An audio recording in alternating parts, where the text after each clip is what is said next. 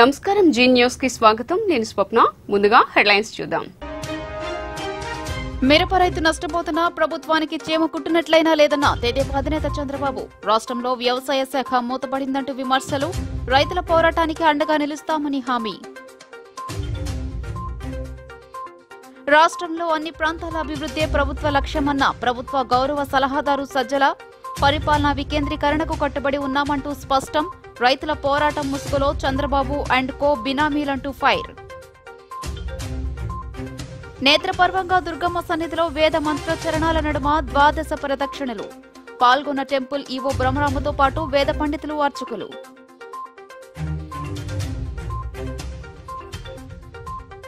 ఇక డీటెయిల్స్ చూస్తే మిరపకు తెగులొచ్చి 5,000 కోట్ల రైతులు నష్టపోతే ప్రభుత్వానికి చీమ కుట్టినట్లు కూడా లేదని తెలుగుదేశం అధినేత చంద్రబాబు ధ్వజమెత్తారు. రాష్ట్రంలో వ్యవసాయ శాఖ మూతపడిందని విమర్శించారు. రైతు సమస్యల పరిష్కారానికి ప్రభుత్వంపై ఒత్తిడి పెంచాలన్నారు. వర్షాకాలంలోనే విద్యుత్ కోతలు ఉంటే ఇక వేసవి పరిస్థితి ఏంటని నిలదీశారు. అప్పుల కోసం కక్కుర్తిపడి వ్యవసాయ మోటార్లకు మీటర్ల పేరుతో రైతులకు జగన్మోహన్ రెడ్డి ఉరితాళ్లు బిగిస్తున్నారని మండిపడ్డారు. రైతులు చేసే ప్రతి పోరాటానికి తెలుగుదేశం పార్టీ అండగా ఉంటుందని చంద్రబాబు స్పష్టం చేశారు. బాబు రావాలి రైతు గెలవాలి. కృష్ణా జిల్లా హనుమాన్ జంక్షన్ లో రైతు గెలవాలి వ్యవసాయం నిలవాలి అంశంపై తెలుగు రైతు ఆధ్వర్యంలో 3 రోజుల రాష్ట్ర స్థాయి కార్యశాల ముగింపు కార్యక్రమంలో చంద్రబాబు పాల్గొన్నారు.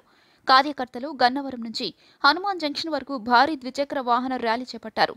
తెలుగు రైతులు చంద్రబాబుని ఎడ్ల బండిపై ఊరేగింపుగా వేదిక వద్దకు తీసుకొచ్చారు. రైతు గెలవాలంటే చంద్రబాబు రావాలంటూ నినాదాలు చేశారు. 6 సార్లు విద్యుత్ ఛార్జీలు పెంచి దాదాపు 10,000 కోట్ల రూపాయలకు పైగా ప్రజలపై భారం మోపారని ఆగ్రహం వ్యక్తం చేశారు. తెదేపా హయాంలో ఒక్క ఎకరా కూడా ఎండలేదని రైతులు నష్టపోకుండా విద్యుత్ సంస్కరణలకు తెదేపా శ్రీకారం చుట్టిందని పేర్కొన్నారు. రాష్ట్రంలో ఎక్కువ డబ్బు ఉండే వ్యక్తి జగన్, ఎక్కువ అప్పులు ఉండేవారు తెలుగు రైతులని తెలుగుదేశం అధినేత చంద్రబాబు అన్నారు. జగన్ కు అమూల్పై ఎందుకు అంత ముద్దు? అత్త సొమ్ము అల్లుడు దానం చేసినట్లు రాష్ట్ర ఆస్తులు దానం చేస్తున్నాడని మండిపడ్డారు. రాష్ట్రంలో రోడ్లపై గుంతలు పోడ్చలేని వాళ్లు ఊరికో విమానాశ్రయం కడతా అంటున్నారని ఎద్దేవా చేశారు. ఇప్పటికే క్యాసినో సంస్కృతిని రాష్ట్రానికి తెచ్చారని దుయ్యబట్టారు. రైతులకు ఇచ్చే 0 వడ్డీని గుండు 0 చేశారన్నారు. కేంద్రం ఇచ్చే డబ్బులు కలిపి రైతు భరోసా అంటున్నాడని ఆగ్రహం వ్యక్తం చేశారు.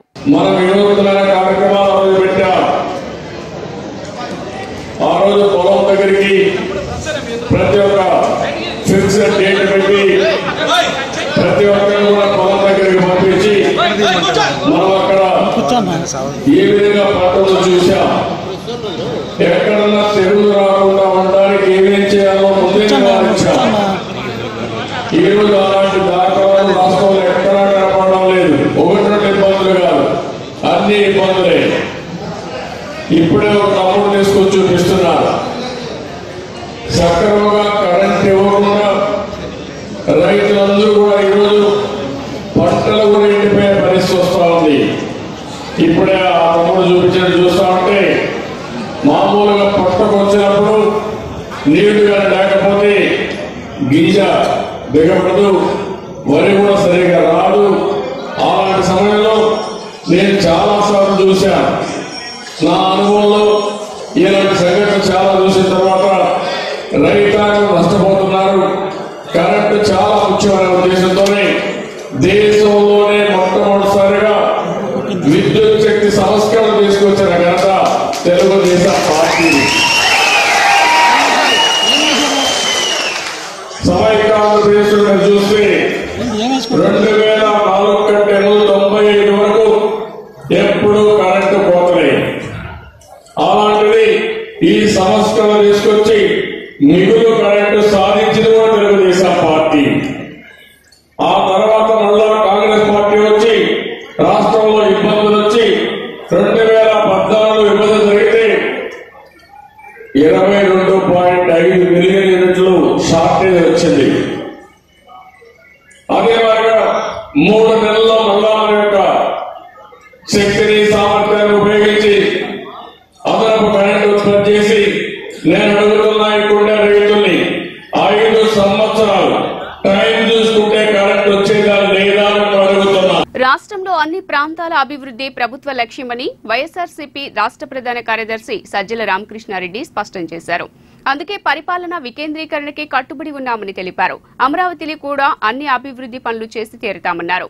రైతుల విజయంగా టీడీపీ ప్రచారం చేయటం జుగుత్సాకరమన్నారు. నిజమైన ఉద్యమంలో చెమట, మట్టి వాసన ఉంటాయని, ఇక్కడ మాత్రం రైతుల ముసుగులో చంద్రబాబు బినామీలు, రియల్టర్లు, పెట్టుబడిదారులు ఉన్నారని తెలిపారు. శుక్రవారం తాడేపల్లిలోని వైఎస్ఆర్సీపీ కేంద్ర కార్యాలయంలో ఆయన విలేకరులతో మాట్లాడారు. రాష్ట్ర ఆర్థిక పరిస్థితులు, అందరి ఆకాంక్షలు, వాస్తవాలను గుర్తెరిగి అన్ని ప్రాంతాలు సమానంగా అభివృద్ధి చెందాలని కాంక్షిస్తూ సీఎం వైఎస్ జగన్మోహన్ రెడ్డి వికేంద్రీకరణ నిర్ణయం తీసుకున్నారని చెప్పారు. ఆచరణ సాధ్యం కాని ప్రణాళికలకు దూరంగా ఉంటూ విభజనతో ఇప్పటికే నష్టపోయిన రాష్ట్రంపై అనవసర భారాన్ని నివారించారన్నారు. మరోవైపు కోవిడ్ కష్టకాలంలో ఇచ్చిన మాటకు కట్టుబడి ప్రజలను అన్ని రకాలుగా ఆదుకున్నారని గుర్తు చేశారు. చంద్రబాబు అధికారంలో ఉండగా ఎవరిని పరిగణలోకి తీసుకోకుండా ఏకపక్షంగా రాజధానిని ప్రకటించారని సజ్జల తెలిపారు. ప్రజల భాగస్వామ్యం లేకుండా కేవలం తన బినామీలు, రియల్ ఎస్టేట్ వ్యాపారుల ప్రయోజనాల కోసమే నిర్ణయాలు తీసుకున్నారని ధ్వజమెత్తారు. రాజధాని అమరావతికి కనీసం 1,00,000 కోట్ల రూపాయలు ఖర్చు చేయాలని చెప్పిన చంద్రబాబు 5 ఏళ్లలో మౌలిక సదుపాయాలకు 5,000 కోట్ల రూపాయలు మాత్రమే ఖర్చు చేశారని, ఈ లెక్కన ఎప్పటికీ పూర్తి కావాలని ప్రశ్నించారు. అంత భారాన్ని ఏ ప్రభుత్వమైనా చివరకు కేంద్రం కూడా భరించలేదన్నారు. రూపాయి పెట్టి 1,000 రూపాయల లాభాన్ని ఆశించిన బాబు బినామీలంతా తమ ఆదాయం పోయిందనే ఉక్రోషంతోనే ఆందోళనకు దిగారని, ఇప్పుడు హైకోర్టు తీర్పుతో బాణసంచ కాల్చింది కూడా వారేనని చెప్పారు. హైకోర్టు తీర్పుతో చంద్రబాబు బృందం వికారపు చేష్టలకు దిగిందని దుయ్యబట్టారు. సత్యమేవ జయతే అంటూ, లేదా మోక్షం మీ ఆయుధం అంటూ, మరి ఆయన TV5 ఆయన ఏం పెట్టుకున్నాడో తెలియదు కానీ స్లోగన్. రామోజీరావు గారు అయితే, రాధాకృష్ణ గారు వగైరా వగైరా వాళ్ళందరూ మీడియా పేరుతో తెలుగుదేశం జెండాను తాలూకు ప్రచారమే సర్వస్వం నమ్ముకున్న ఆ పార్టీ విధానాన్ని ప్రజల మెదళ్లను విషపూరితం చేసే ఆ మీడియా అనబడే పదార్థం వాళ్ళు, అలాగే CRDA చట్టాన్ని రద్దు చేస్తూ గతంలో మా ప్రభుత్వం, వైఎస్ఆర్ కాంగ్రెస్ పార్టీ ప్రభుత్వం తీసుకున్న నిర్ణయం అధికార వికేంద్రీకరణ కోసం, రాష్ట్ర ప్రజల ఆకాంక్షలు తీర్చడం కోసం, రాష్ట్రంలో వెనుకబడ్డ ప్రాంతాలకు కూడా మాకు భాగస్వామ్యం ఉంది అని సగర్వంగా చెప్పుకునేలాగా అభివృద్ధితో పాటు సెంటిమెంట్లకు విలువ ఇస్తూ రాజధానులను కూడా పాలనా సౌలభ్యానికి అనుకూలంగా అన్ని ప్రాంతాలకు తీసుకెళ్ళి రాష్ట్రం మొత్తం మాకు సమానం, చిన్న 30,000 ఎకరాలు కాదు, మాది రియల్ ఎస్టేట్ ప్రాజెక్ట్ కాదు, ఆ రియల్ ఎస్టేట్ ప్రాజెక్ట్ కూడా రియల్ ఎస్టేట్ ప్రాజెక్టు లక్షల కోట్లతో వ్యయం చేసి లక్షల కోట్లలో సింహభాగం జోబుల్లో వేసుకోవాలనే చంద్రబాబు దురాలోచన ఏదైతే ఉందో, ప్రధాని మోదీ నాయకత్వంలో భారత్ బలమైన దేశంగా అభివృద్ధి చెందుతుందని కేంద్ర జలవనరుల శాఖ మంత్రి గజేంద్ర సింగ్ షెకావత్ పేర్కొన్నారు. ఆత్మనిర్భర్ పేరిట అన్ని రంగాలు స్వయం శక్తిగా ఎదిగేలా ప్రోత్సహిస్తున్నారు. ఏపీ అభివృద్ధికి 1,000 కోట్ల రూపాయల నిధులను మంజూరు చేస్తున్నామని, కానీ ఇక్కడి ప్రభుత్వం కేంద్ర పథకాల పేర్లు మార్చి చలామణి చేసుకుంటుందని విమర్శించారు. పోలవరం ప్రాజెక్టు పర్యటన నిమిత్తం రాష్ట్రానికి విచ్చేసిన కేంద్ర మంత్రి గజేంద్ర షెకావత్ విజయవాడ బీజేపీ రాష్ట్ర కార్యాలయంలో ముఖ్య నేతలతో సమావేశమయ్యారు. ఈ సందర్భంగా ఏర్పాటు చేసిన పార్టీ శ్రేణులనుద్దేశించి ప్రసంగించారు.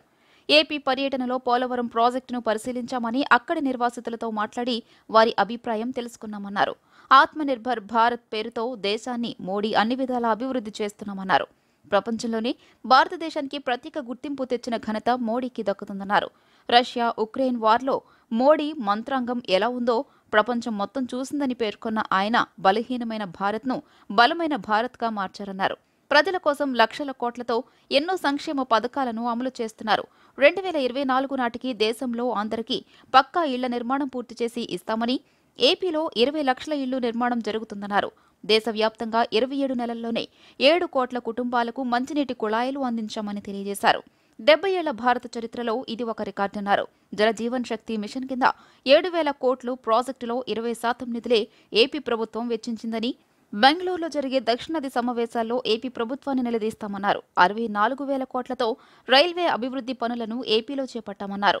48,000 కోట్లను ప్రధానమంత్రి గ్రామ సడక్ యోజన కింద కేటాయించామని వివరించారు. ఏపీకి నగేరా కింద 70,000 కోట్ల రూపాయలను మోడీ కేటాయించామని, ఏపీ అభివృద్ధి కోసం కేంద్రం నుంచి అన్ని విధాల సహకారం అందిస్తుందన్నారు. మోడీ చేస్తున్న అభివృద్ధి సంక్షేమ పథకాలను ప్రజల్లోకి తీసుకెళ్లాలని, బీజేపీ నాయకులు అంతా సమిష్టిగా కార్యక్రమాలు నిర్వహించాలని పిలుపునిచ్చారు. We all are the workers of the political party which is considered as the world's largest political party. And our leader, we people are so fortunate that our leader is considered as the most popular leader on the earth. Most popular political leader ever on the earth. And this is the time when our government with commitment is working for the development of the nation and to create our nation as a Atmanirbhar Bharat. Dear friends, when 2014, when the people of India have trusted our party and our leader Narendra Modi ji and given us a chance to work as a government in the central government, for the first time any non-Congress government was given this type of chance with complete and whole majority. Our Prime Minister, before sitting on the chair of the Prime Minister, he assured the nation that my government will work with the philosophy of what we have, our founders of BJP have established for us ourselves. ఇవాళ నుంచి కాదు, years together మన సమస్యలు పెండింగ్లో ఉన్నాయి. ఒక tribal చెప్పాడు, నేను ఇంటీరియర్ విలేజెస్కి వెళ్ళాను. ఈ పోలవరంలో ఉన్నటువంటి ఇంటీరియర్ విలేజ్కి వెళ్తే సార్ అడుగుతున్నారు, హౌ ఈజ్ యువర్ ఫీలింగ్, నీ ఫీలింగ్ ఏంటని అడుగుతున్నాను. ఇక్కడికి వచ్చిన మూలంగా నువ్వు ఎలా ఫీల్ అవుతున్నావు. నేను యాక్చువల్గా ట్రైబల్ లోపలికి వెళితే ఒక అతను చెప్పాడు, అబ్జర్వ్ చేయవలసిన విషయం ఏంటంటే, మేము ఈ అడవి తల్లిని నమ్ముకుని ఈ గోదావరి ప్రక్కన ఉంటున్నాం. ఈ అడవి తల్లిని నమ్ముకుని ఈ గోదావరి ప్రక్కన ఉంటున్నాం. అద్భుతమైనటువంటి నేచర్, ఎయిర్, గాలి, చక్కటి వాతావరణం. ఏ పంట కావాలితే ఆ పంటను మేము ఇక్కడ ఏ ఎరువు లేకుండా పండించుకుంటున్నాం. మేమిప్పుడు పొల్యూటెడ్ ఎయిర్లోకి పొల్యూటెడ్ మనస్తత్వంలో ఉన్న వ్యక్తుల దగ్గర పెడుతున్నాం. చూడండి, రైతులు పండించిన వ్యవసాయ ఉత్పత్తులకు గిట్టుబాటు ధర లభించే వరకు నిల్వ చేసుకునేందుకు అవసరమైన గిడ్డంగులను నిర్మించడం సంతోషకరమని మైలవరం శాసనసభ్యులు వసంత కృష్ణప్రసాద్ తెలిపారు. జీకొండూరు మండలం వెలగలేరు గ్రామంలో వ్యవసాయ మార్కెట్ కమిటీ ప్రాంగణంలో 833 లక్షల రూపాయల వ్యయంతో నూతనంగా నిర్మించనున్న గిడ్డంగులకు మైలవరం శాసనసభ్యులు వసంత కృష్ణప్రసాద్ శనివారం శంకుస్థాపన చేశారు. Andhra Pradesh warehousing corporation chairman Karimulla Shaik Amin, స్థానిక నాయకులు, ప్రజాప్రతినిధులు, అధికారులతో కలిసి శంకుస్థాపన చేసిన ఎమ్మెల్యే కృష్ణప్రసాద్ అనంతరం శిలాఫలకాన్ని ఆవిష్కరించారు. ఈ సందర్భంగా ఆయన మాట్లాడుతూ, రైతు సంక్షేమమే రాష్ట్ర ప్రభుత్వ ధ్యేయమని, ప్రియతమ ముఖ్యమంత్రి జగన్మోహన్ రెడ్డి రైతుల పక్షాన పనిచేస్తున్నారని తెలియజేశారు. 8.33 కోట్ల రూపాయల వ్యయంతో గిడ్డంగుల నిర్మాణం వల్ల ఈ ప్రాంతంలో రైతులకు ఎంతో ఉపయోగం జరుగుతుందన్నారు. రైతులు గిడ్డంగులను సద్వినియోగం చేసుకోవాలని కోరారు. జరుగుతున్న అభివృద్ధి చూసి ఓర్వలేక ప్రతిపక్ష నేత చేస్తున్న అసత్య, పనికిమాలిన ఆరోపణలు, గౌరవ కౌరవ సభల పేరుతో ప్రతిరోజు గ్రామాల్లో చేస్తున్న అసత్య ప్రచారాన్ని తిప్పుకొట్టాలని నాయకులకు సూచించారు. ఈ సందర్భంగా వేర్ హౌసింగ్ అధికారులు స్థానిక నాయకులను ఎమ్మెల్యే కృష్ణప్రసాద్ ని సత్కరించారు. కొంత రోడ్డు అస్తవ్యస్తమైనప్పుడు నాట్లేసి పైశాచిక ఆనందం పొందారు. వాళ్లే పక్క నుంచి పంట పొలాల్లోంచి ఇంజన్లు పెట్టి, మోటార్లు పెట్టి రోడ్డు మీదకి నీళ్లు వదిలి నాట్లు వేశారు. సరే, ఈ రోజు ఈ రోడ్డు దాదాపుగా రన్వే లాగుంది. దీని గురించి మాట్లాడరు, ఇంకెక్కడో ఉంది. అట్లాగే రాష్ట్రంలో ఎక్కడో ఏ సమస్యలు ప్రస్తావనకు వస్తాయి, అవన్నీ తెచ్చి నియోజకవర్గానికి ఆపాదించడం. అతగాడు మంత్రిగా ఉన్నప్పుడు ఈ నియోజకవర్గానికి 10 సంవత్సరాలు శాసనసభ్యుడిగా మంత్రిగా నువ్వేం ఎలగబెట్టావంటే ఏ ఒక్క గ్రామానికి వెళ్ళేది చెప్పడు. కానీ రాష్ట్రంలో ఎక్కడెక్కడో మనకు సంబంధం లేని, మనకు అవసరం లేని అనవసర విషయాలన్నీ తెచ్చి ఇక్కడ ప్రస్తావించి అవన్నీ కష్టాలు, నష్టాలు మైలవరం నియోజకవర్గ ప్రజానీకానికి వచ్చినట్టు, రాష్ట్రంలోనూ దేశంలో జరిగే కుంభకోణాలన్నీ మైలవరంలోనే జరిగినట్టు ఏదో రకంగా రోజు ప్రజల్ని మభ్యపుచ్చి కౌరవ సభలను పెట్టి సాయంత్రానికి వెళ్ళి అక్కడ ఏదో అవాకులు చెవాకులు పేలటం. నేను ఈ రాష్ట్రానికి పొడి చేశాను, 70 ఏళ్లలో ఎవరూ చేయని అభివృద్ధి నేను చేశానని చెప్పుకునే వ్యక్తి ఈ నియోజకవర్గానికి నువ్వు గౌరవ సభల పేరుతో పెడుతున్న గౌరవ సభల్లో నువ్వు 10 ఏళ్లు శాసనసభ్యుడిగా పనిచేసి ఆ గ్రామానికి అభివృద్ధికి నువ్వు నిధులు కేటాయించావు. అలాగే ఈ 3 సంవత్సరాల కాలంలో వైఎస్ఆర్ ప్రభుత్వం ఏర్పడిన తర్వాత మేము ఏ అభివృద్ధికి ఎంత కేటాయించాం, సంక్షేమానికి నువ్వెంత కేటాయించావు, సంక్షేమానికి మేమెంత కేటాయించామో చర్చకు సిద్ధంగా ఉన్నాం. నేను గ్రామ నాయకుల్ని సర్పంచులను ఒకటి అడుగుతా ఉన్నా, ఈ 3 సంవత్సరాల కాల వ్యవధిలో మీ గ్రామంలో జరిగినటువంటి అభివృద్ధి కార్యక్రమాలు, సంక్షేమ కార్యక్రమాలు, అలాగే గడిచిన 2014 నుంచి 19 దాకా గత శాసనసభ్యుడు మంత్రి హయాంలో జరిగిన అభివృద్ధి సంక్షేమం మీ గ్రామంలో ప్రముఖంగా ఫ్లెక్సీలు వేసి అతగాడికి కనపడేటట్టుగా పెట్టండి. అదే మనకి గీట్రాయ్ అవుతుంది. ఎందుకంటే 90% గ్రామాల్లో అభివృద్ధి కార్యక్రమాల్లో 90% గ్రామాలు నేను నొక్కి ఒక్కానికి చెప్తా ఉన్నా, గత 5 సంవత్సరాల్లో జరిగిన అభివృద్ధి కంటే మన హయాంలో జరిగిన అభివృద్ధి ఎక్కువ. పోలవరం ప్రాజెక్టు ముంపు ప్రాంతాల్లో కేంద్ర ఇరిగేషన్ మంత్రి గజేంద్ర సింగ్ షెకావత్, రాష్ట్ర ముఖ్యమంత్రి వైఎస్ జగన్మోహన్ రెడ్డి జరిపిన పర్యటన నిర్వాసితులను తీవ్ర నిరాశకు గురిచేసిందంటూ సిపిఎం రాష్ట్ర కార్యదర్శి వి శ్రీనివాసరావు పేర్కొన్నారు. నిర్వాసితుల పట్ల కేంద్ర నిర్లక్ష్య వైఖరిని సిపిఎం రాష్ట్ర కమిటీ తీవ్రంగా ఖండిస్తోందన్నారు. నిర్వాసితులకు పరిహారం, సంపూర్ణ పునరావాస కల్పన చేసేందుకు కేంద్ర ప్రభుత్వం నిధులను మంజూరు చేయాలని సిపిఐ రాష్ట్ర కమిటీ తరపున డిమాండ్ చేస్తున్నామని వెల్లడించారు. బహుళార్థ సాధక ప్రాజెక్టు పోలవరం నిర్మాణంతో వందలాది గిరిజన గ్రామాలు ముంపునకు గురవుతుండగా కేంద్ర మంత్రి సీఎం 2 జిల్లాల్లోని 2 గిరిజనేతర గ్రామాలను పరిశీలించడంలోనే గిరిజనుల పట్ల పాలకుల శ్రద్ధ ఎంత ఉందో విదితమవుతోందని, వీరి పర్యటన సందర్భంగా నిర్వాసితులు తమకు న్యాయమైన పరిహారం లభించలేదని పేర్కొనడం చూస్తుంటే నిర్వాసితులకు ఏ మేర న్యాయం జరిగిందో అర్థమవుతోందని సిపిఎం రాష్ట్ర కార్యదర్శి బివి శ్రీనివాసరావు అన్నారు. నిన్న కేంద్ర మంత్రి గజేంద్ర సింగ్ షెకావత్తో కలిసి రాష్ట్ర ముఖ్యమంత్రి పోలవరం ప్రాజెక్టు నిర్మాణం కారణంగా ముంపుకు గురైన ప్రాంతాల నిర్వాసితులను కలిసిన క్రమంలో సిపిఎం రాష్ట్ర కార్యదర్శి వి శ్రీనివాసరావు వీడియో మెసేజ్ విడుదల చేశారు. పునరావాస కాలనీల నిర్మాణం నత్తనడకన సాగుతోందని, ప్రధానంగా పాఠశాల, రోడ్లు, మంచినీరు తదితర మౌలిక వసతులను ఏర్పాటు చేయకపోవడం పట్ల నిర్వాసితులు తమ బాధను వ్యక్తం చేశారన్నారు. అయినా కేంద్ర మంత్రి నిర్వాసితుల పరిహారం గురించి ఒక్క మాట కూడా చెప్పకపోవడం గర్హనీయమని వాపోయారు. పోలవరం నిర్వాసితుల పునరావాసంపై ముఖ్యమంత్రి గత ఎన్నికల హామీలను పునరుక్తి చేశారే తప్ప మంజూరు గురించి మాట్లాడలేదని, కేంద్రంతో పోరాడి నిధులను సాధించడానికి బదులుగా నిస్సహాయతను వ్యక్తం చేయడం సరికాదన్నారు. నిధులను రాబట్టడానికి కేంద్ర ప్రభుత్వాన్ని నిలదీయాలని ముఖ్యమంత్రిని కోరుతున్నామని, పోలవరం ప్రాజెక్టు నిర్మాణానికి తమ సర్వస్వాన్ని త్యాగం చేసిన పేద ఆదివాసీ నిర్వాసితులకు ఇప్పటికైనా న్యాయం చేయాలని కేంద్ర రాష్ట్ర ప్రభుత్వాలను డిమాండ్ చేస్తున్నామన్నారు. కేంద్ర మంత్రి షెకావత్ మన రాష్ట్ర ముఖ్యమంత్రి జగన్మోహన్ రెడ్డి గారితో కూడా కలిసి పోలవరం ప్రాజెక్టు సందర్శనకి వచ్చారు. కేంద్ర మంత్రి ఇన్నేళ్లకు ఒక జాతీయ ప్రాజెక్టు సందర్శనకు వచ్చారు. ఇప్పటికైనా మన పోలవరం ప్రాజెక్టుకి మోక్షం వస్తుంది. ఆ ప్రాజెక్టు కింద మునిగిపోబోతున్నటువంటి లక్షలాది మంది పేద ఆదివాసీ నిర్వాసితులకు న్యాయం జరుగుతుందని ఆశించినటువంటి ప్రజలకి తీవ్ర నిరాశ ఎదురైంది. వారు వచ్చి ఒక 2 గిరిజనేతర గ్రామాల్లో ఒక 2 వ్యక్తులతో మాట్లాడి అంతా బ్రహ్మాండంగా ఉంది, ఆల్ ఈజ్ వెల్ అని చెప్పుకుపోవటానికి వచ్చినట్టుగా అనిపిస్తుంది. మొత్తం పర్యటన పరిశీలిస్తే ఆయన ప్రాజెక్టు పరిశీలనకు వచ్చారా లేకపోతే విహారయాత్రకు వచ్చారా అన్న అనుమానం కలుగుతున్నది. నిజంగా ప్రాజెక్టు పరిశీలనకు వస్తే ఆ ప్రాజెక్టు కింద మునిగిపోతున్న నిర్వాసిత గ్రామాల ప్రజలను కలుసుకోవాలి, వాళ్ళ ఇబ్బందులు తెలుసుకోవాలి, ఆ పునరావాసానికి అయ్యేటువంటి ఖర్చుని అంచనా వేసి దాంట్లో కేంద్ర ప్రభుత్వం తన వాటాగా ఎంత ఇస్తుందో చెప్పాలి. ఇటువంటి ప్రస్తావన ఏదీ చేయలేదు. నిర్వాసితులను గాలికి వదిలేసి వాళ్ళ సమస్యలను పట్టించుకోకుండా అప్పటికీ అధికారులు స్టేజ్ మేనేజర్ కింద ఒక 2 గిరిజన రైతుల్ని పిలిపించి చెప్పిస్తే వాళ్ళు ఉన్నదన్నట్టుగా కక్కేశారు. ఇక్కడ ఏ వస్తువులు లేవు, ఇక్కడ బిల్డింగ్లు సరిగ్గా లేవు, ఇక్కడ నీళ్లు లేవు, కరెంటు లేదని చెప్పి నిర్వాసితుల కాలనీలు కట్టిందే 4% నిర్వాసితులకి వచ్చినవి, అవి కూడా దరిద్రంగా ఉన్నాయని చెప్పిన వాళ్ళ మాటల్లోనే వ్యక్తం అయితే ఇక రాబోయే రోజుల్లో కాలనీలు ఎలా కడతారో అర్థమవుతుంది.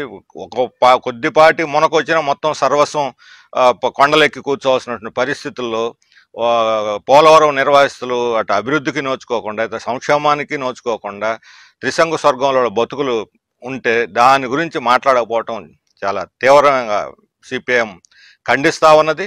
ఈ వైఖరి రాష్ట్రాభివృద్ధికి తోడ్పడదు. రాష్ట్ర ప్రజలు దీన్ని సహించబోరని చెప్పి మేము కేంద్ర ప్రభుత్వాన్ని హెచ్చరిస్తాం. ఇంద్రకీలాద్రిపై మల్లేశ్వర ఆలయం చుట్టూ శుక్రవారం సాయంత్రం గంగా సమేత దుర్గా మల్లేశ్వర స్వామి ద్వాదశ ప్రదక్షిణలు ఘనంగా నిర్వహించారు. దేవస్థానం వైదిక కమిటీ సభ్యుల ఆధ్వర్యంలో వేద పండితులు, అర్చకులు పూజా కార్యక్రమాలను నిర్వహించారు. పంచమహావాద్యం, వేదపఠనం, రుద్రసూక్తం, స్తోత్రపఠనం, భేరి, కొమ్ముపూర, కాంస్యనాదం, వీణానాదం, మురళీనాదం, గానం, నృత్యం, మౌన పేర్లతో 12 సార్లు ఈ ప్రదక్షిణలు జరిగాయి. అనంతరం గంగా సమేత దుర్గామల్లేశ్వర స్వామివార్ల పవళింపు సేవ నిర్వహించారు. ఆలయ కార్యనిర్వహణాధికారి డి బ్రహ్మరాంబ, అధికారులు, సిబ్బంది, భక్తులు పాల్గొన్నారు.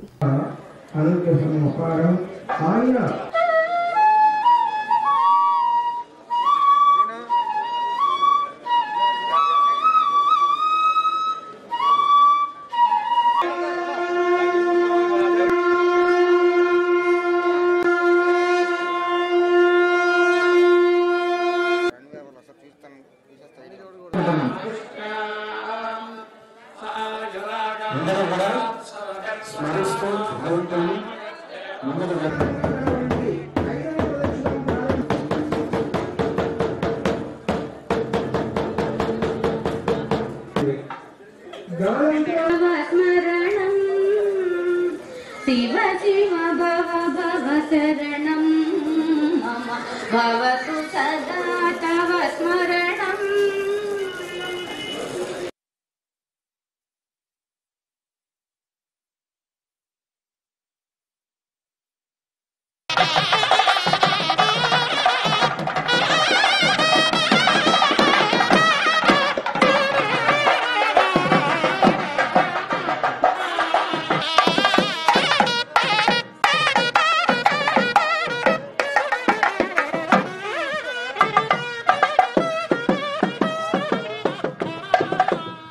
భారత్లో కరోనా కేసులు గణనీయంగా తగ్గుతున్నాయి. తాజాగా రోజువారీ కేసుల సంఖ్య 6,000 దిగువకు చేరింది. గత 24 గంటల్లో 5,921 కరోనా పాజిటివ్ కేసుల నిర్ధారణ అయ్యాయి.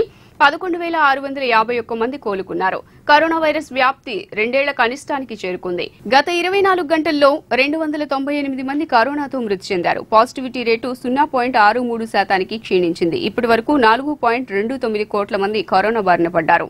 వీరిలో 4,78,78,721 మంది కరోనా నుంచి కోలుకున్నారు. 5,14,878 మంది మృతి చెందారు. ప్రస్తుతం దేశంలో 63,878 యాక్టివ్ కేసులున్నాయి. వార్తలు ముగించే ముందు హెడ్లైన్స్ మరోసారి. మిరప రైతు నష్టపోతున్నా ప్రభుత్వానికి చీమ కుట్టినట్లయినా లేదన్న తెదేపా అధినేత చంద్రబాబు. రాష్ట్రంలో వ్యవసాయ శాఖ మూతపడిందంటూ విమర్శలు. రైతుల పోరాటానికి అండగా నిలుస్తామని హామీ. రాష్ట్రంలో అన్ని ప్రాంతాల అభివృద్ధే ప్రభుత్వ లక్ష్యమన్న ప్రభుత్వ గౌరవ సలహాదారు సజ్జల. పరిపాలనా వికేంద్రీకరణకు కట్టుబడి ఉన్నామంటూ స్పష్టం. రైతుల పోరాటం ముసుగులో చంద్రబాబు అండ్ కో బినామీలంటూ ఫైర్. నేత్రపర్వంగా దుర్గమ్మ సన్నిధిలో వేద మంత్రోచ్చరణాల నడుమ ద్వాదశ ప్రదక్షిణలు. పాల్గొన్న టెంపుల్ ఈవో బ్రహ్మరాంబతో పాటు వేద పండితులు, అర్చకులు.